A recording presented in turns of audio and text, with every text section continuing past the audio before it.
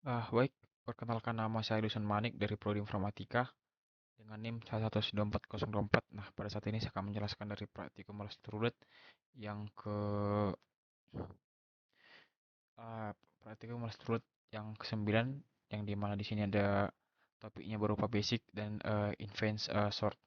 Yang dimana isi dari praktikum ini dapat kita lihat pada daftar isi itu ada basic sort, merge sort, dan quick sort. Nah, yang dimana di sini juga ada tantangan praktikum yang ada dua tantangan tentang bubble sort, linked list, dan double sort. Nah, baik, saya akan langsung ke dalam code-nya, langsung ke dalam code-nya yang telah saya kerjakan.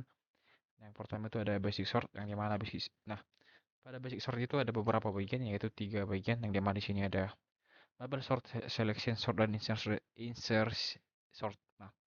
Nah, pada bubble sort, teori yang pertama itu kita harus memahami teori yang dimana bubble sort itu merupakan menukar atau menukar posisi yang terkecil menjadi yang terkecil, kita tukar ke yang paling depan. Nah, sedangkan yang di depan itu akan ditukar juga atau di switch juga ke posisi yang ditukar tadi sebelumnya. Nah, di sini dapat kita lihat bahwa di sini ada bubble sort yang dimana di sini ada koknya jika for integer i dengan data length yang berupa lebih kecil dari si J, maka akan di swap. Nah, di sini kan ada bubble sort, ada selection, dan insertion sort. Nah, selection sort ini juga uh, sama hampir mirip dengan bubble sort. Bedanya selection ini nih merupakan langsung di langsung diurutkan, dipilih uh, angka mana yang paling terkecil, maka angka tersebut akan di switch ke paling terdepan. Nah, di sini juga ada insert sensor yang dimana pada insert sensor ini kita lihat pada ini dipakai menggunakan foreign integer i berupa sama dengan satu, atau i-nya lebih kecil dari data lainnya atau dari semua datanya itu, maka ada incrementnya, maka integer uh, j sama dengan i dikurang satu. Nah, pada link list Java. Nah, kita ketahui link list itu uh, bedanya link list itu sama link biasa itu. Nah, link list itu merupakan kan biasanya kita kan jika menggunakan link list itu kan kita kan nggak perlu mendeklarasi. Nah, kenapa nggak perlu dideklarasi? Karena link list itu dia langsung memakai full memori yang kita punya. Jadi bisa dibilang penggunaan link list itu unlimited, tergantung besarnya memori yang kita punya. Nah, di sini kita lihat ada class node, baru ada tambah elemen kaki list, ada bubble sort, link list, ada cetak semua elemen list. Nah, yang dimana di sini link list yang ada untuk praktikum ini kan pada praktikum 3 telah dibahas tentang link list, namun pada praktikum ini kita bahas ulang yang dimana di sini ada class node yang dimana ada private class node yang berupa integer data, ada node nextnya yang dimana jika datanya tidak sama dengan nol, maka nextnya itu harus berupa nol. Dengan di sini ada private classnya itu harus private class node yang berupa head. Nah, di sini juga ada tambah elemen hacker list. Nah, untuk menambah elemen hacker list ini yang dimaksud uh, ini seperti yang kita ketahui bahwa saat kita melakukan push pull gitu kan. Nah, itu akan elemennya itu akan di ele, elemennya akan ditambah ke akhir list. Nah, di sini juga ada bubble sort. Nah, bubble sort yang pada basic sort itu sama, yang dimana di sini seperti yang saya bilang ada dua angka. Nah, angka yang terdepan misalnya angka 20. Nah, sedangkan di angka yang terakhir itu ada angka 5. Nah, itu merupakan angka yang terkecil dari semua angka yang kita punya.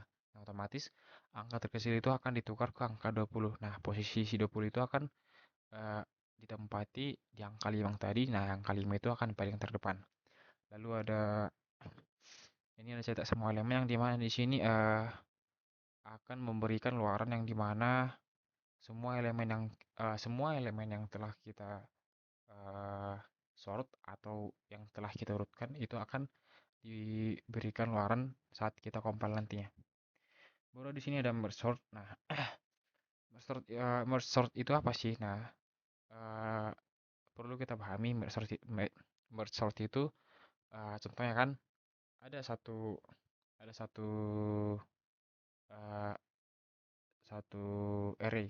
Nah, satu array itu contohnya ada 0, 8, 9, dan 10. Nah, itu merupakan merge sort.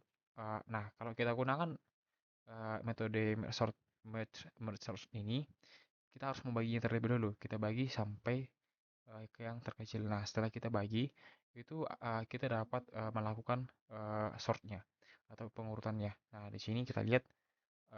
Nah, di sini kan ada kita kita definisikan berupa fungsi combine. Nah, combine ini fungsinya kita pakai di saat semua angka yang kita punya itu telah kita bagi ke yang terkecil.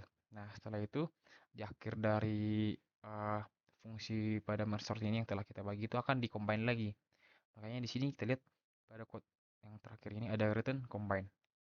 Yang di atas itu ada penggunaan while if else yang dimana di sini jika i lebih kecil dari data yang pertama, maka dan j lebih kecil dari data kedua, dapat kita kombinasikan dengan indeks. Nah, kan indeksnya juga ada increment-nya. Increment itu merupakan uh, kenaikan dari seglet pertambahan dari angkanya tersebut. Baru ada di sana quicksort. Nah, uh, tentang quicksort itu, nah quicksort ini merupakan sort atau pengurutan data yang paling cepat yang dimana yang sering kita pakai juga. Nah, di sini kita lihat bahwa ada quicksort yang dimana ada void swap data yang berupa integer first index dan integer second index. Nah, di sini kita lihat kita memakai indeks pertama dan indeks kedua. Nah, yang dimana di sini ada pivot. Pivotnya itu berupa integer, ada pivot index dan end index. Nah, pivot itu apa sih? Pivot itu merupakan awal atau bisa kita bilang head, sedangkan end index itu bisa kita bilang tail. Setelah itu, dapat di sini ada fungsinya itu merupakan swap. Nah, apa sih yang di swap? Yang di swap itu merupakan pivot index dan end indexnya itu. Nah, agar bisa dapat di swap, nah perlu kita lihat uh, kita harus dapat membedakan angka mana sih yang paling kecil, si si tail atau si head contohnya kan, atau si pivot atau si end index. Jika pivot indexnya itu lebih kecil ternyata dan end indexnya itu lebih besar, itu kita tidak perlu men-swapnya. Nah, jika kebalikannya, kita perlu melakukan swap atau menukar dari posisi masing-masing. Baru di sini ada quicksort helper. Nah, quicksort helper ini kita mendefinisikan berupa integer data, integer left dan integer right. Nah, jika left lebih kecil daripada right, maka dapat kita lakukan berupa quicksortnya itu data pivot indexnya itu ditambah 1 dengan right. Baru ada public static void quicksortnya ini berupa datanya leftnya itu berupa 0 dan datanya berupa length.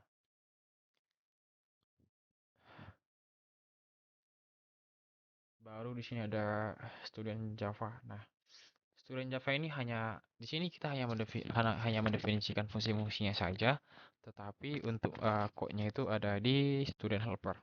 Nah, perlu saya jelaskan dulu pada bagian studentnya ini. Nah, studentnya ini ada data yang akan contohnya kan waktu kita compile. Nah, kita compile itu kita akan diminta beberapa data. Nah, data apa aja sih yang akan diminta?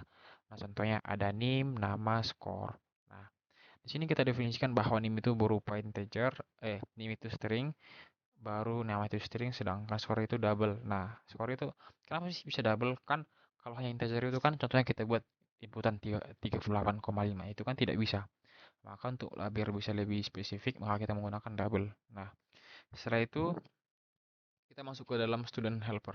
Nah, student helper ini merupakan semua logic yang akan kita pakai, tapi semua fungsi-fungsi sebelumnya itu sudah kita definisikan ke dalam student. Maka kita akan mengakses pada folder studentnya. Di sini makanya ada ini student. kita memakai pada folder student itu. Nah, jadi sebenarnya bisa sih student itu tidak perlu kita pakai, cuman kan jadi code yang akan kita pakai pada student helper itu akan banyak, terlalu tidak rapi dan dapat membingungkan yang si pembaca. Nah, kita lihat pada student helper ini yang dimana di sini ada void print, void sort. Nah, print ini untuk luarannya, sort ini untuk mengurutkan yang dimana.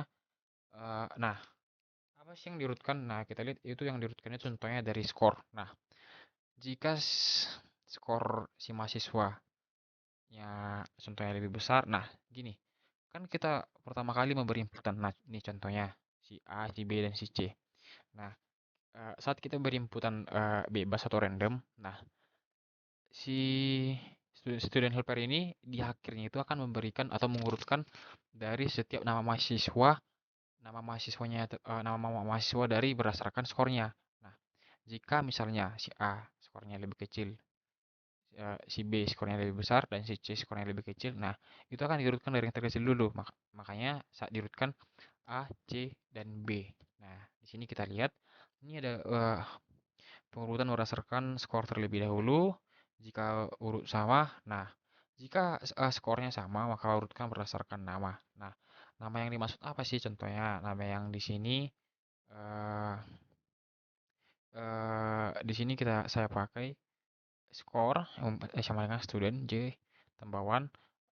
Jika integernya tambah 1 maka dapat swapnya itu berupa true. Nah, jika nama urutan berdasarkan name. Nah, ada juga nih yang berdasarkan name. Nah, berdasarkan name itu sama sama juga dengan yang saya bilang tadi, mirip juga dengan nilai, dengan skor. Namun, eh, jika kedua angka ini tidak terpenuhi, contohnya skornya sama, sedangkan namanya juga mungkin sama ya, maka ini akan berperan untuk pengurutannya. Lalu app Java. Nah, apa sih isi dari app Java-nya ini? Nah, isi dari app Java-nya ini isinya semua contohnya input yang akan dipakai. Nah, semua isi dari app Java ini merupakan bisa kita jalankan saat logiknya ini telah dipenuhi pada folder yang lainnya, contohnya quicksort. Nah, quicksort ini merupakan hanya logik, namun di sini tidak ada berupa contohnya luaran. Nah, sedangkan di app Java ini ada. Nah, intinya app Java ini merupakan isinya folder ini untuk uh, untuk isinya tentang hasil dari yang kita akan compare. Nah, itulah contohnya quicksort. Nah, tadi kan ada quicksort. Nah, quicksort itu yang akan kan logiknya kan udah ada. Nah, ini merupakan data yang kita deklarasikan. Nah, data yang kita deklarasikan dan kita input itu ada 461777325, yang dimana pada quicksort itu kita tidak perlu masukkan data ini. Makanya sebenarnya bisa kita buat di quicksort, namun menurut saya itu sangat eh, akan tidak rapi. Yang kedua, untuk penanganan errornya itu akan ribet, makanya saya pisahkan inputan luarannya. Nah, di sini juga ada quick sort penuh, ada bubble sort. Nah, intinya semua di sini itu tentang luaran saja. Nah, contohnya saat kita compile. Nah, saat kita compile, nah inilah hasil semuanya. Ada data awal, bubble sort. Nah, tadi yang saya bilang contohnya jumlah mahasiswanya, saya mau 3 jumlah mahasiswa. Name-nya kita buat 1, 2, 3. Namaku saja. Baru skornya setelah saya buat 80. Ada di mahasiswa yang lain 321, kita buat bebas ini skornya 90. Baru yang kedua nim mahasiswa yang ketiga, nama kita buat ini saja, baru skornya 100. Nah, saat diurutkan dari yang terkecil, dari nama saya, baru nama Ella, baru ada